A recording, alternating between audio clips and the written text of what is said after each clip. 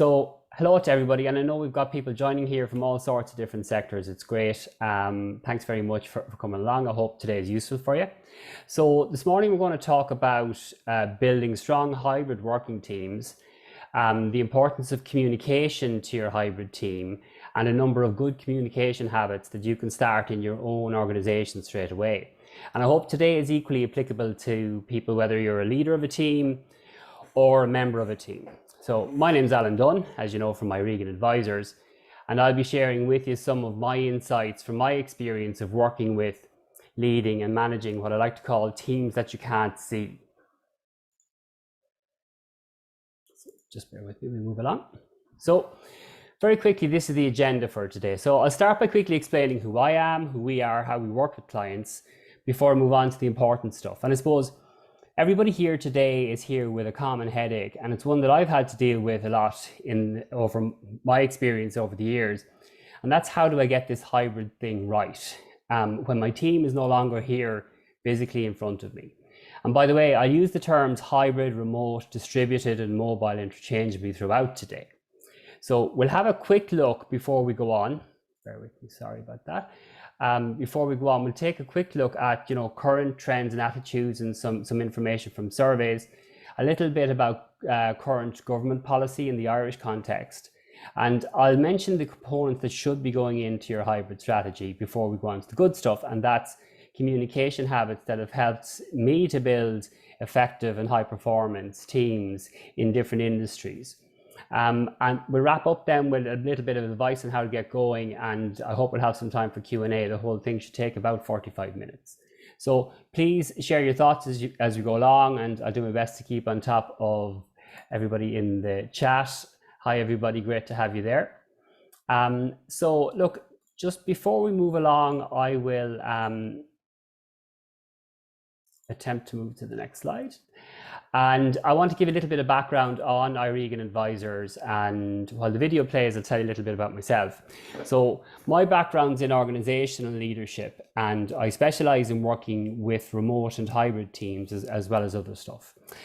Previously, I was an executive with AA Ireland and with Apcoa Parking Group, and both of those are organizations with large geographically distributed teams and services. And with AA, for example, I headed up the roadside business, where we had about 200 people working remotely and hybrid, as you would expect for an organization like AA.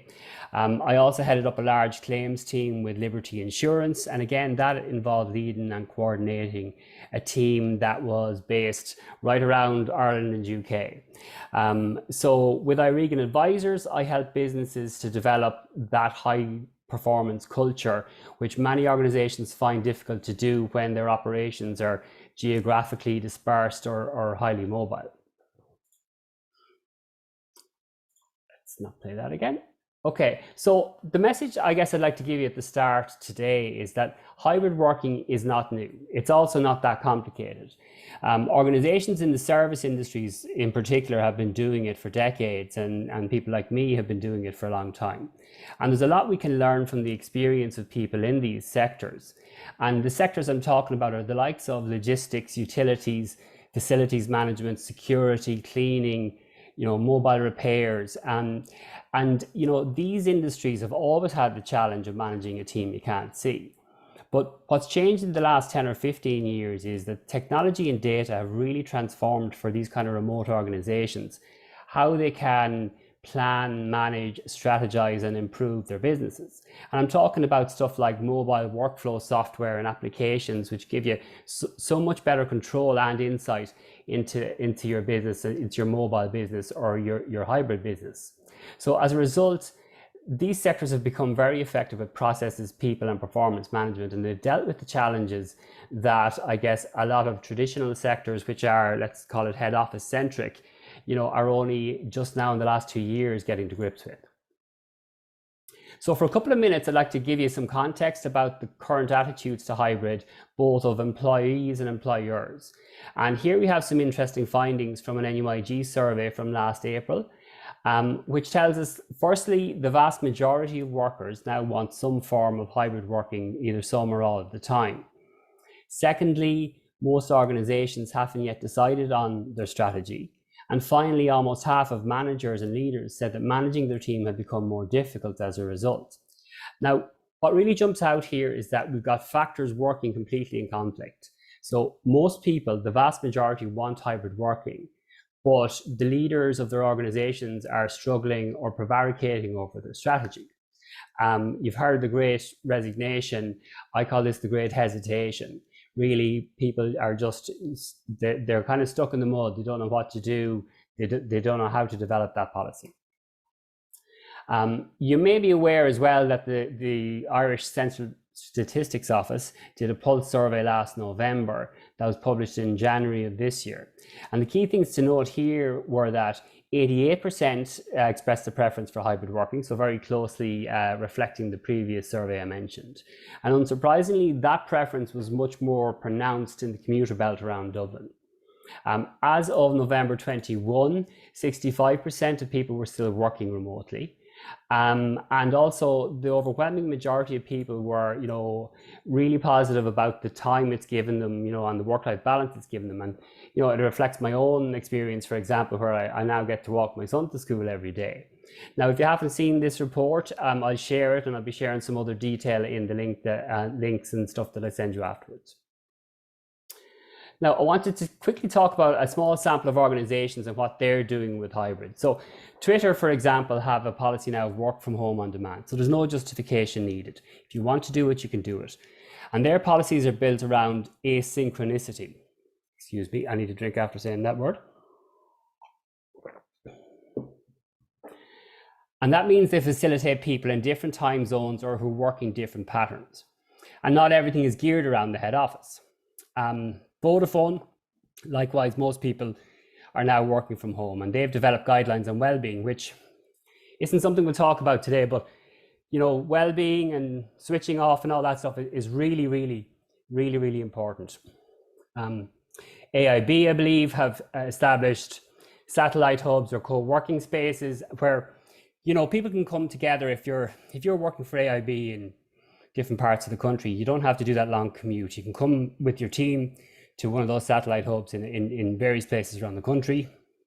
And likewise, Bank of Ireland, again, the majority want to work from home. In fact, only 9% want to continue working in the office all the time. And they've also established satellite hubs. So just a quick mention about government strategy, Irish government strategy on remote working, which I know a lot of you will be interested in. Now, the context for this is a wider rural development policy that was published early last year. That itself is very wide-ranging, but it contains a number of objectives in relation to remote working. And those objectives include, investments in infrastructure, a big focus on repurposing facilities in rural areas, Garda stations, derelict buildings and so on, for use as co-working spaces or what they call connected hubs. And the government's also planning a review of tax arrangements for remote working, both for workers and employers. Another of the objectives of this strategy was the launch of a Connected Hubs app, which is now up and running. I've downloaded it myself. It's worth checking out to see if it would benefit your business.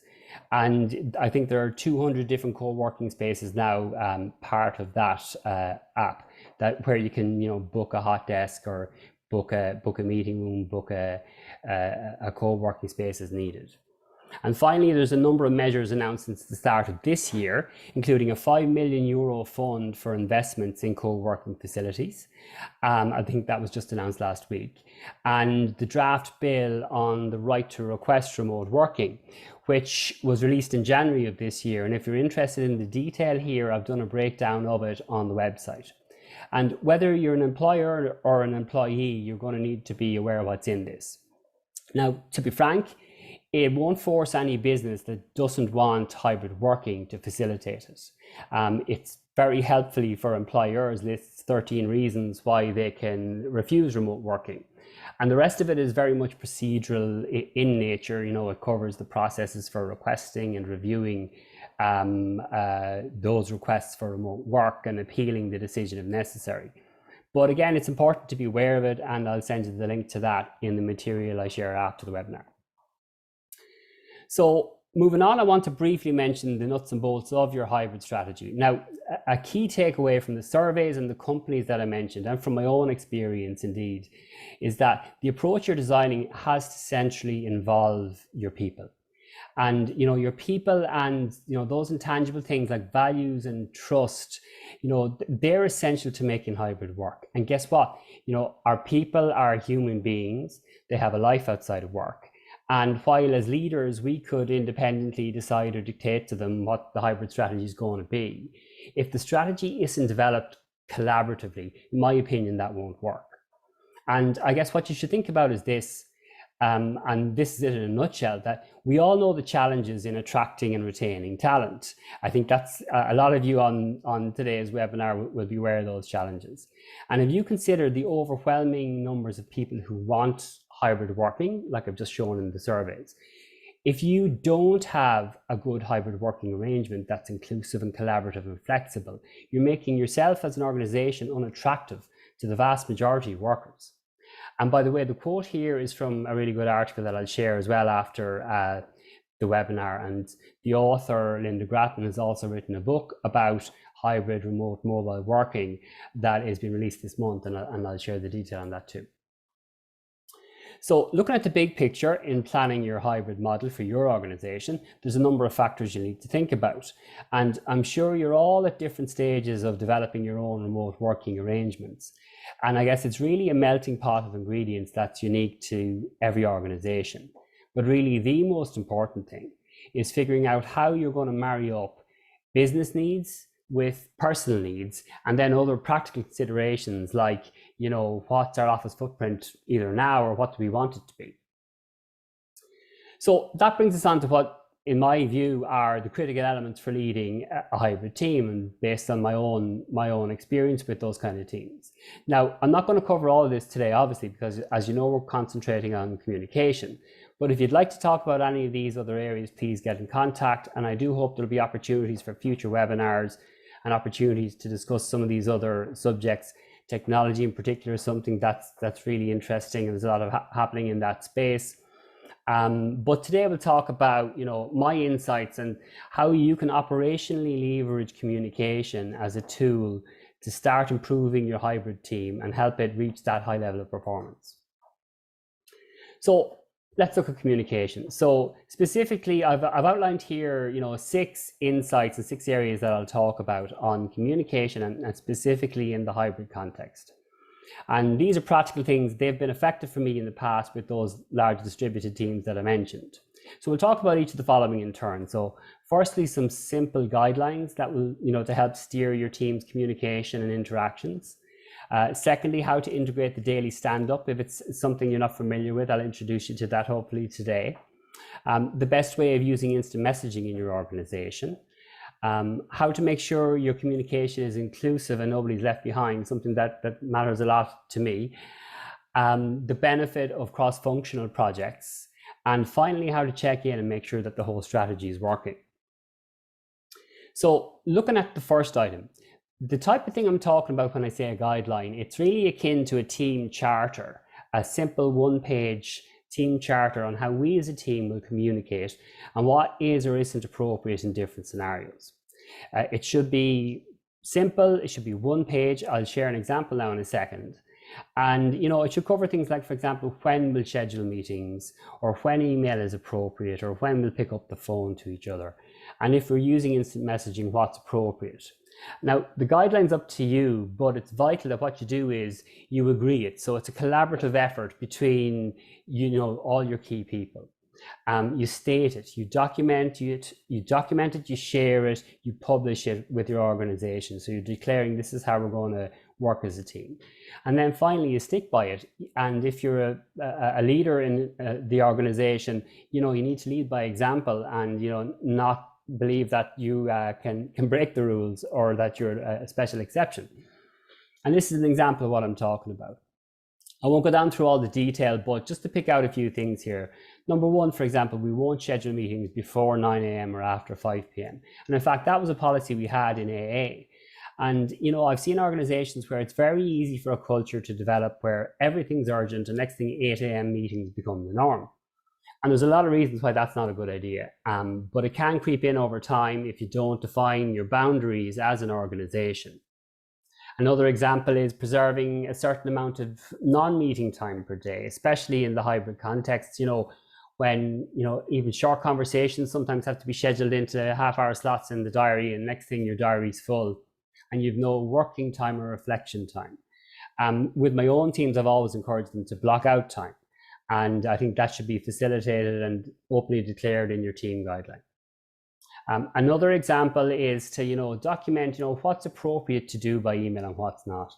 And really something that's been a pet peeve of mine for many years is email conversations. And that's where people try to thrash out an issue or discuss something by email, which isn't appropriate. After 4, 5, 10, 20 replies, my tendency is usually to hop in and say, hey, can we take this offline and get a meeting going? But the key thing is to define that in your team charter and be clear that, email isn't a conversational tool. It's for sharing information generally. And the commitment I think that you as a team should be making to each other is that if something's really important, we'll either pick up the phone or we'll meet in person.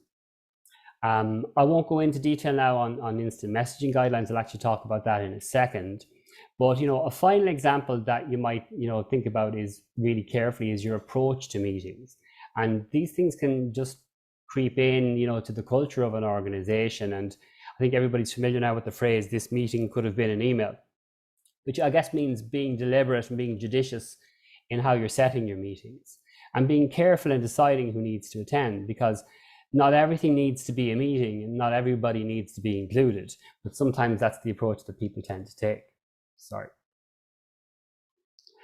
And then finally, I think it's a good practice as well. And, if you're in a position of leadership, you can lead on this, but, encouraging people to step out if needed when their contribution's done. I think that there's a fear sometimes, that you might appear disinterested if you've nothing more to add to the meeting. And good leaders that I've worked with in the past, good CEOs, have always said, look, if you need to, you can step out of this meeting right now. And it's important to encourage that. The second communication tip I wanted to talk about is the daily stand-up or scrum or huddle. And that's a concept that you might be, if you're familiar with agile software development, that's where I borrowed this concept from. And it's a daily discipline that involves, a short morning meeting where you plan and organize your team's activities. And it's very short, and there's 3 agenda points and a 4th that I added myself over time. And I remember when I introduced this, in organizations in the past, there were groans and moans about the need to meet every single day, and you may well encounter similar if that's what you do. But I can tell you that this really became essential to my team's efficiency and communications, and so much so, in fact, that people used to continue them even when I was on leave. There was a real sense of purpose and benefit coming out of those meetings. So if you're not familiar with the stand-up or scrum or huddle, the key principles are you do it first thing every day. It should be no longer than 15 minutes. It should be the same time, same place, or Zoom or whatever every day. And there's 3 simple items. So each person goes through what I did yesterday, what I'm working on today, and stuff I need help with. And that 3rd point is, for example, where we may need to have a more in-depth discussion or meeting on a topic. And finally, the good news item, if you've got good news to share, it's very important to include that. But I guess the important thing I would say here is, ring fencing the time and respecting the time for your daily scrum or huddle. And particularly, if it loses its discipline, it loses its effectiveness. And again, just because you're the boss doesn't mean you get to say, okay, you guys continue on and I'm never going to attend it anymore, because it'll stop happening. I guess the next thing to talk about quickly is instant messaging, which I guess for those of us who were around, 15 or even 10 years ago, was really considered a no-no in the business sense. It was considered to be a distraction or a time waster. But I think it's generally accepted now that it has a really important part to play in organizations, and it's a great tool especially for distributed or hybrid working teams. I think it's important to mention, firstly, that you shouldn't embark on using instant messaging in isolation. Be careful about the platform you choose, whether it's maybe Teams or Slack or whatever. And certainly your IT and HR colleagues should be in the loop on the decision and on the strategy you decide on this. But what I certainly don't recommend, and I know this has possibly happened in all your organizations, is that instant messaging kind of develops and embeds itself organically or informally without anyone ever having kind of, put some thought into, the policy or the guidelines around how we're going to use it. And as a result, it can be a bad thing. So I guess some examples where I would say, instant messaging can be really useful is, for example, I'm working on a presentation, I need a bit of data, my finance colleague's in a meeting, so I pop her, a message and say, do you have the, whatever information I need?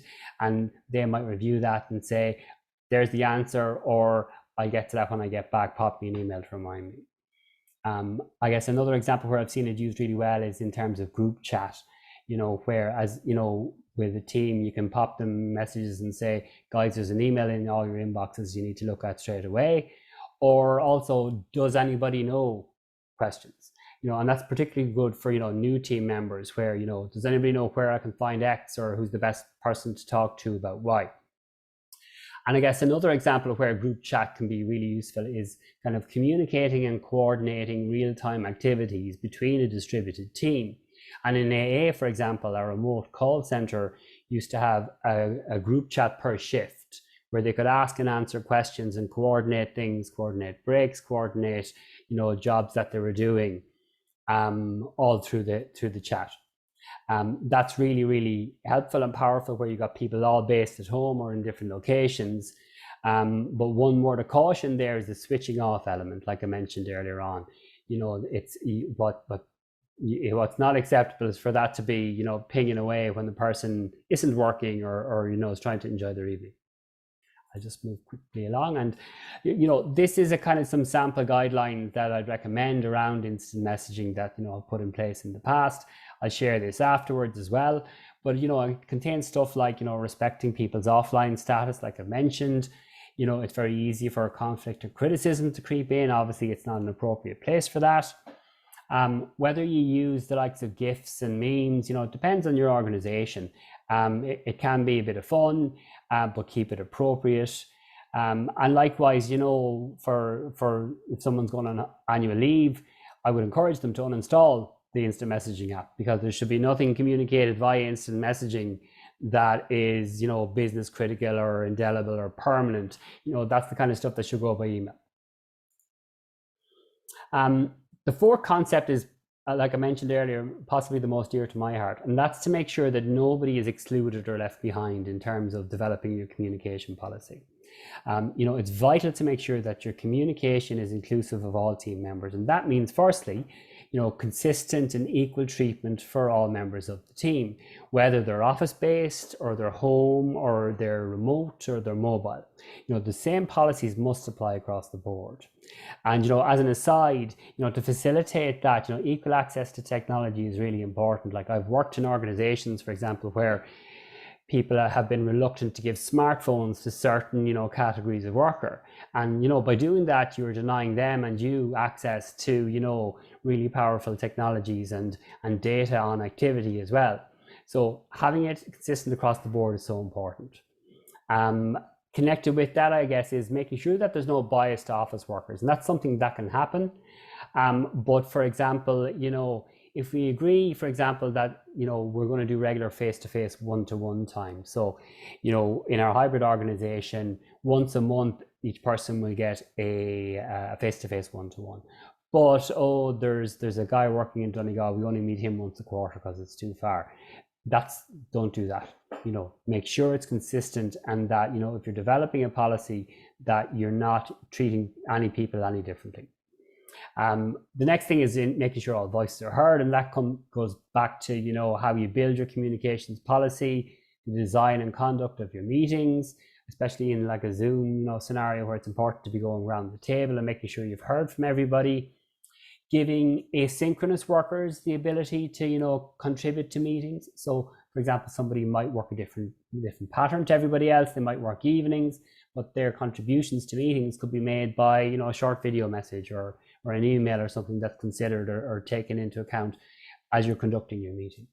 And, also forums that engage all levels, like town hall format, where, it's kind of opened up to, various levels of the organization, and they have the ability to, ask questions, and also to hear the information that's been shared. Onboarding is obviously really important where a colleague is remote or hybrid. There's a whole other day's work in that, I would say. And I'm not just talking about, the 3 days office induction, but making sure that, people get regular face time in the first 6 to 12 months is so important. And it's one thing I'm hearing, from a lot of organizations, that, particularly new starters are really keen to get into the office and to meet their colleagues face to face. So it's important to build in that face-to-face time.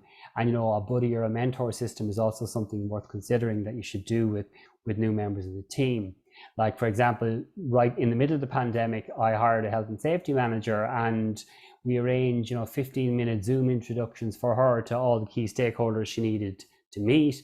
And also we made sure that she and I got to meet face-to-face, at least once a month, even when sometimes that was just walking around city centre with a coffee.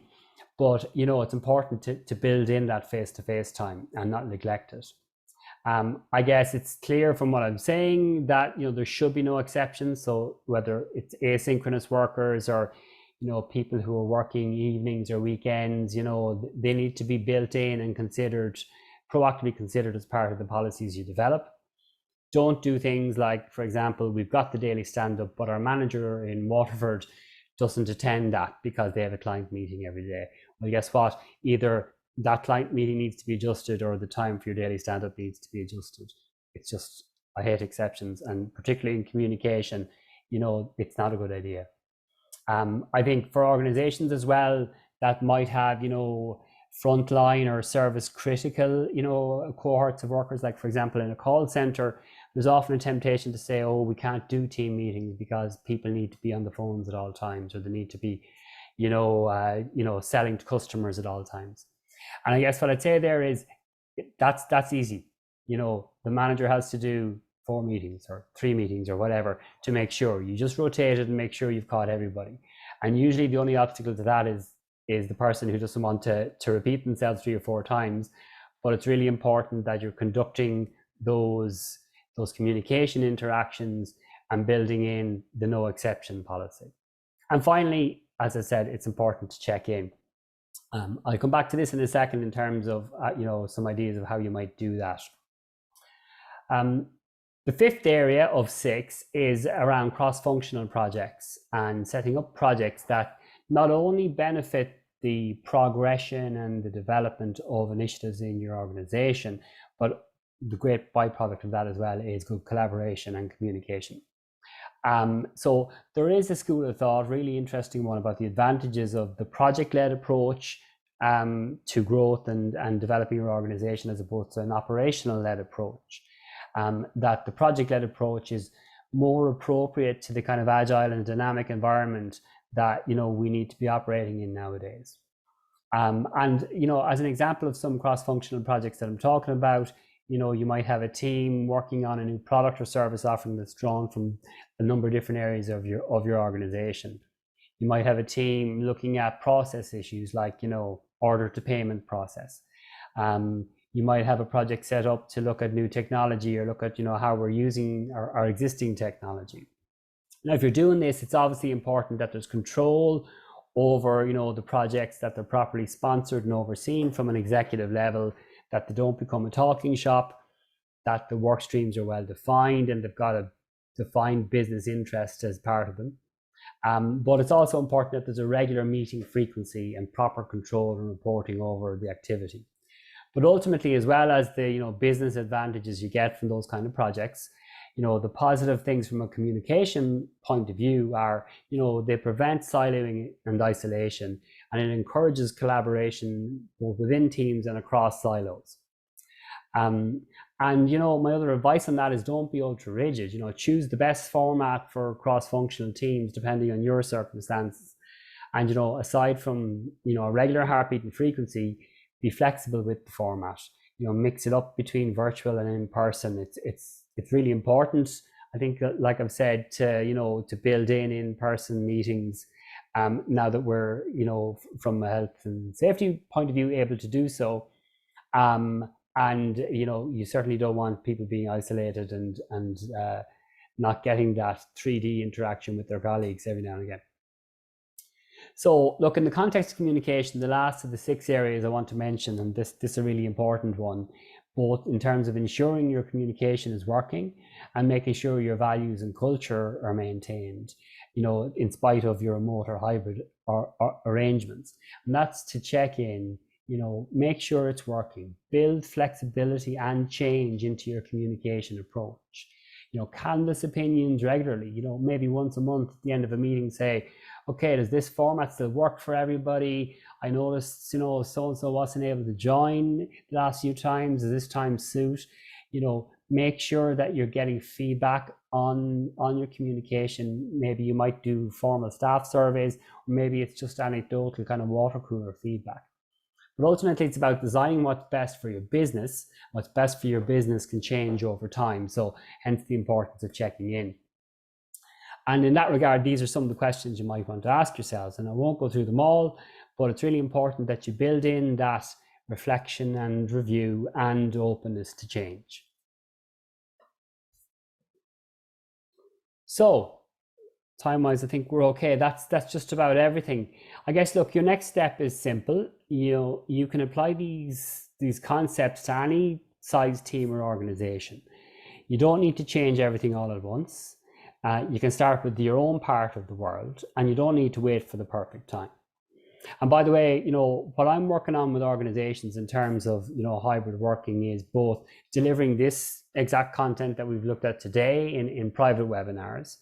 I'm working on, as a facilitator, helping them, develop their hybrid strategy and do that collaboration piece with the different layers of the organization. And I'm working with other organizations on actively developing, their hybrid strategy and advising them on that, amongst a lot of other things. So do check out the website and you can see what we do. But as I'm fond of saying, get the thing going and then work on getting it right. That's my number one recommendation to you. So look, that's everything. I hope that's been useful, and there's some good tangible things that you can put in place there from today with your own team. I just check if there's any questions in the chat. Thanks to Breed, who's had to leave. If you've got any, question from Stuart. How do you ensure no bad feelings that those who prefer the office environment to those who enjoy the home working model? Actually, that's a good question. That's something that's come up quite a bit. There is a bit of a tendency, depending on the organization, to view that, okay, if I have to work in the office, that I'm at a disadvantage to people who've got a more flexible arrangement. Now, I guess, what that, and also organizations talking about, the problem with people who don't want to come into the office as needed. I think what that comes back to is, your particular organization and its, and its culture and values and the services that you deliver.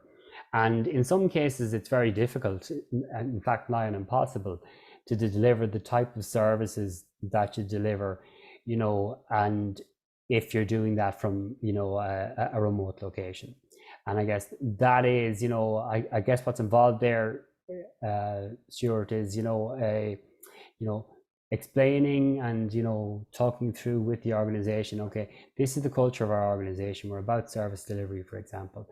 A key element of that is that, we need a collaborative team who work together in a location where they can be face to face, and that is really important to the way that they function. I think a lot of those kind of conflicts or questions that have come up in recent times about that disparity and about particularly people who are resisting coming into the office, I think it can always be taken back to organizational culture and values.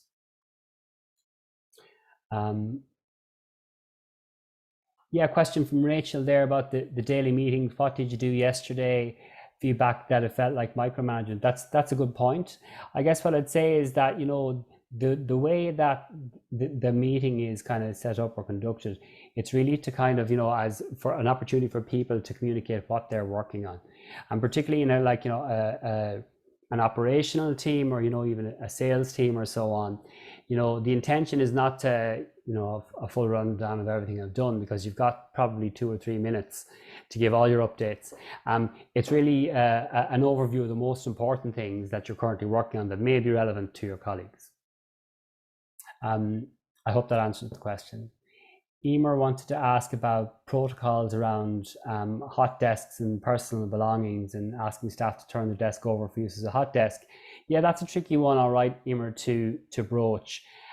Again, I guess it goes back to, you know, the bigger picture of the organization's policy and what they're intending to do and the direction they're intending to go in.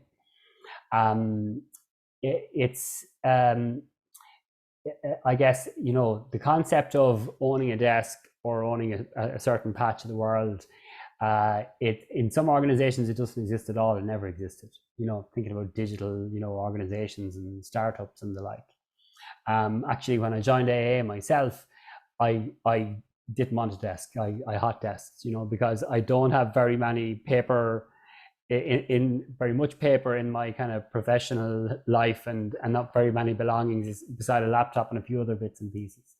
So I think that also comes back to, you know, the culture and the values that we want to instill, and, you know, the purpose of what we're doing. You know, the purpose is to facilitate, you know, hot deskers, and maybe we're completely reconfiguring our offices, as a lot of, you know, organizations are now doing. And the way to broach that is through a conversation more so about the objectives and the purpose, rather than I'm taking away your patch of the world. At least that's my view, and I hope that answered the question. Bear with me as I go through. I don't think I have any more questions there. Okay. So look, I think that concludes today. Thanks so much for joining me. I hope it was useful. I hope it was, you know, concise and practical. 2 things that I like to think I am some of the time. And look, and that I managed to shine some light on, you know, the challenging areas involved in hybrid working, and some things for you to think about in the context of communication. So look, please stay in touch. There's my details. You know, let me know how you're getting on. I'd love to hear what's working for your organizations. I'll send around the slides and stuff like that afterwards, and some recommended bedtime reading for you. And as I say, if there's anything further I can do to help your organizations in terms of hybrid strategy or otherwise, my contact details are there. There'll be more webinars in the future. We're looking at one with some partners on technology, so I'll keep you posted on that. Thanks again. Appreciate everybody attending, and appreciate all the inputs. Take care. Bye-bye.